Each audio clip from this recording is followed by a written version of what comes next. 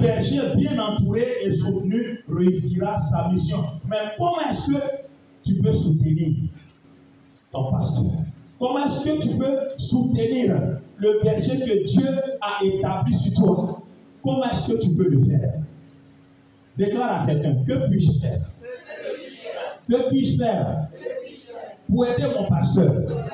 Que puis-je faire pour soutenir mon pasteur dans sa mission? Tu dois chercher à connaître, à comprendre et à croire en son appel et en sa vision. Alléluia. Si tu ne sais pas ce que quelqu'un est en train de faire, il est difficile que tu puisses lui apporter une aide. Mais quand tu regardes et que tu comprends ce qu'il est en train de faire, et que tu crois que ce qu'il est en train de faire là, c'est pour une bonne cause, alors tu peux valablement l'aider. Alléluia. Gloire au Seigneur. Quand tu vois quelqu'un qui a un gros bidon, une grosse barrique sur la tête, et puis il se déplace. Quand tu veux l'aider, tu sais que c'est une affaire de force que tu dois engager. Alléluia. Ça n'a rien à voir avec mon frère, ça va aller, tiens bon. Quand tu veux l'aider, tu vas t'approcher de lui. Et parce que tu reconnais que le travail qu'il fait, c'est un travail qui engage, qui nécessite de la force et de la vigueur, tu vas t'approcher de lui en musclant, en gonflant tes muscles. Alléluia. Gloire au Seigneur. Et donc, tu dois connaître, tu dois chercher à connaître, à comprendre la vision, l'appel du berger auprès duquel Dieu t'a mis. Alléluia. Quand tu as compris cela, tu peux valablement aider. Le fait même de comprendre te donne de croire en cette vision. Alléluia. Gloire au Seigneur. Et ici à l'église, la montagne des élus de Dieu, Dieu a donné une vision. Pas une vision. Il a donné une vision. Notre vision, c'est rassembler les élus de Dieu et les préparer spirituellement pour l'enlèvement. Dis Amen. Maintenant, si étant ici, tu ne vois pas cette vision, tu ne crois pas en cette vision, ou du moins tu as autre chose dans le cœur, il y a d'autres choses que tu recherches, il sera difficile que tu puisses obtenir cela. Alléluia. Parce que la Bible déclare, cherchez premièrement le royaume de Dieu et sa justice, et toutes les autres choses vous seront accordées. Maintenant, si tu es là et que dans ton esprit là, c'est le voyage. Quand tu fermes les yeux, on dit prions. C'est avion qui voit, ça décolle seulement. Avion qui décolle, avion qui va. Quand tu fermes les yeux, tu vois bague de mariage. Oh, j'ai eu une vision tout à l'heure. Tandis que le chant Moïse nous conduisait, j'ai vu une bague qui scintillait. Tu ne vois pas le ciel.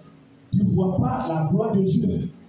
Tu ne vois même pas le péché qui est en toi, qui peut te bloquer, t'empêcher d'entrer dans les bénédictions de Dieu. Toi, tu vois une grande fête, un grand mariage, c'est toi qu'on acclame. Tout ça, c'est très beau. Mais quand tu arrives quelque part où Dieu t'a envoyé, tu cherches à comprendre la vision. Alléluia. Tu cherches à connaître cette vision. Quand tu la connais, tu opères en cela. Alléluia. Tu dois croire en son appel. Tu dois croire en sa vision. Si tu ne crois pas, il ne sert à rien d'être ici. Alléluia. Moi, quand je ne crois pas en un truc, je dis à mon épouse, ça, moi, je ne crois pas. Et puis ça quitte devant moi. Mais quand je suis dans quelque chose que je crois, alléluia. J'ai suivi Jésus parce que je crois en son message. Je crois que c'est lui qui donne la vie éternelle. Lui-même, il est la vie éternelle. Alléluia.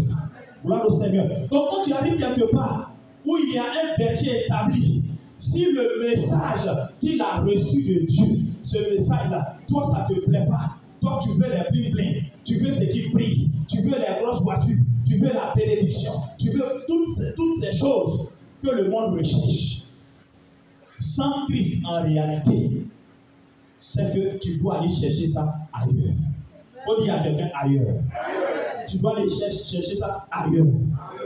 Moi, je pensais qu'ici, là, on va te faire tenir debout. Tiens-toi debout.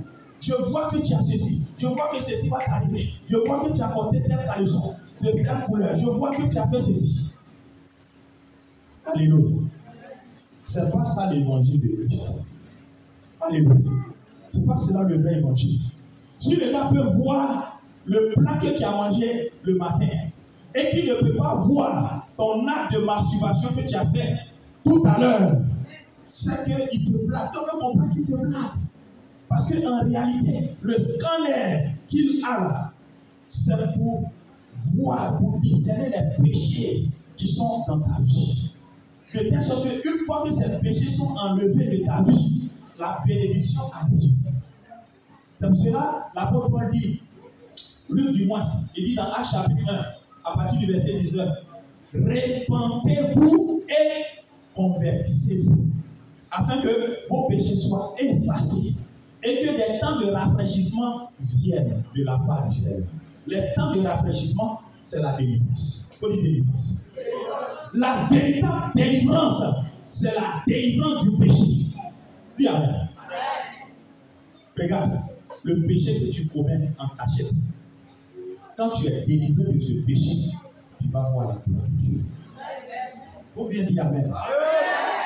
On va retourner la phrase dans l'autre sens. Le péché que tu commets, si tu n'arrêtes pas, tu verras quoi?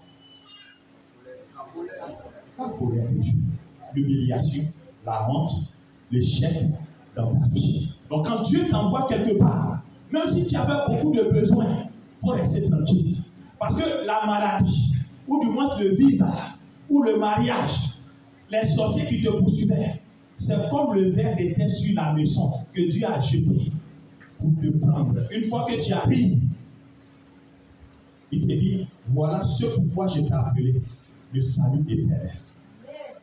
Une fois que tu as compris cela, alors il regarde dans ton cœur, il voit que ton cœur est tout entier à lui. Alors il dit, bon, ce pourquoi tu es venu là. Maintenant que tu as compris le véritable but de ta présence ici, je te donne. Tant que ce n'est pas le cas, tu vas souffrir et les gens vont venir, ils vont t'imposer les mains, tu vas tomber à la renverse, les tas faits en l'air. Rien ne va changer dans ta vie. Alléluia. Au moins, je veux que ta vie change. Alléluia. Il faut commencer là où il faut commencer. Quand les hommes de Dieu arrivent pour prêcher l'évangile, ils te disent non, comme tu es malade, donne ta vie à Jésus. Parce que Jésus guérit. Ce qu'ils disent là, ce n'est pas mauvais. Hein? Mais toi, en venant là, si c'est à cause de la guérison seulement. Alléluia. Dieu peut te guérir tout de suite. Dieu peut ne pas te guérir tout de suite. Comment tu fais? Est-ce que tous ceux qui viennent en tant que malades sont guéris le même jour? Est-ce que tous ceux qui veulent se marier là, qui viennent là, ils ont leur mariage le même jour? Alors, si tu as un esprit de division, tu as un esprit de palabre, tu as un esprit de querelle, tu es un papato, tu aimes calomnier, tu aimes dénigrer, c'est toi qui aimes lorgner les gens. Même dans la présence de Dieu, tu oublies que les yeux de Dieu sont sur tes yeux.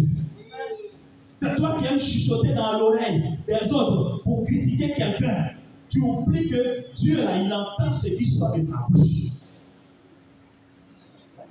Et si tu travailles de la sorte, alors que tu es à côté du leader que Dieu a établi, alors que tu es membre de cette assemblée, au lieu que cette assemblée-là avance, au lieu que cette assemblée-là grandisse, au lieu que les gens se rassemblent pour écouter le véritable évangile de Dieu qui sauve, les gens vont se noyer à cause de...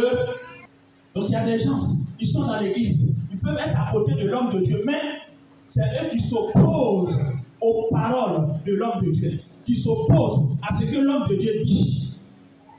Et quand c'est comme ça, est-ce que tu es en train de rassembler? Es-tu en train de le soutenir? Es-tu en train de le...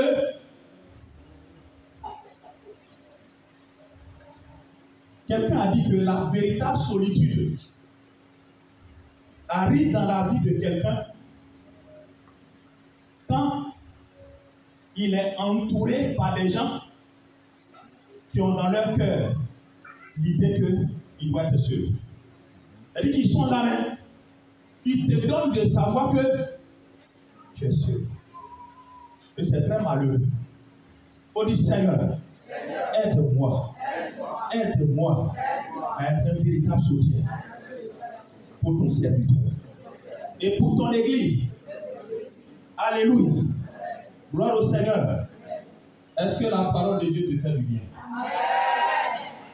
En réalité, il ne doit pas avoir quelqu'un à côté du leader ou bien quelqu'un dans l'assemblée où Dieu a établi ce leader-là. Il ne doit pas avoir quelqu'un qui est en train de travailler de telle sorte que il est en train de montrer aux autres une autre vision. Faut dire une autre vision. Parce que une vision dans une autre vision, ça va créer la division. Alléluia. Il ne faut pas être de ceux-là qui divisent. Il ne faut pas être de ceux-là qui mettent des murs entre les gens. Il ne faut pas être de ceux-là qui ont une mauvaise doctrine, de telle sorte que les gens autour d'eux commencent à douter de l'homme de Dieu auprès de qui ils sont. Ou bien à douter de l'homme de Dieu dans l'église de laquelle ils vont. Alléluia. Dis à quelqu'un, il n'y a pas de division dans la division. Et si tu viens dans cette église et que tu travailles dans cette vision-là, Dieu te bénira. Alléluia. Mais si tu ne travailles pas dans cette vision, tu seras en train de stagner. Ta vie va tourner en rond. À la fin, tu penseras que tes parents qui sont au village là, c'est leur fétiche, leur grille, leurs hôtels là qui te retiennent. Alors que c'est parce que tu es dans une affaire où tu ne joues pas franc jeu. Alléluia. Dis à quelqu'un, joue franc jeu. Sois un homme fidèle et loyal. Alléluia. Gloire au Seigneur. Gloire au Seigneur. Il ne faut donc pas travailler contre ton pasteur. Tu travailles contre ton pasteur, cela va éloigner les âmes. Troisième point. Si tu veux véritablement soutenir ton pasteur, tu dois lui permettre de s'appuyer sur toi. Alléluia. Alléluia. Il y a des gens qui pensent que le pasteur n'a pas besoin de s'appuyer sur quelqu'un. Lui, il est trop fort. Lui, il prie toujours.